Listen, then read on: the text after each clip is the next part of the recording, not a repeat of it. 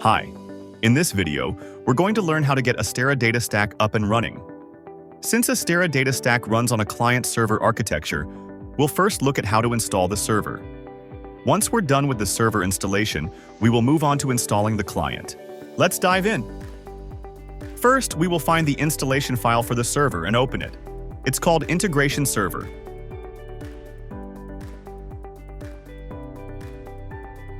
A welcome screen will open. Here, we will click on Next. On this screen, we will see the license agreement. We will accept the terms and click Next. Here, we enter our name and the name of our organization.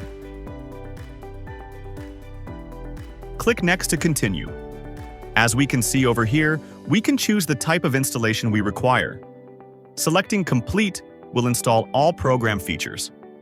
However, if we require specific components, we can set that up using the Custom option. For this video, we'll choose the Complete installation. Click Next, and then select Install. The server will set itself up.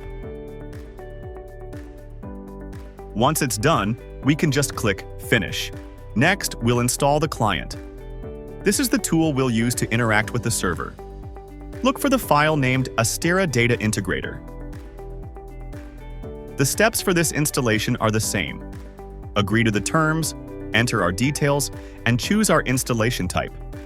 Finally, click Install. The client will be installed. Once done, click Finish. And that's it.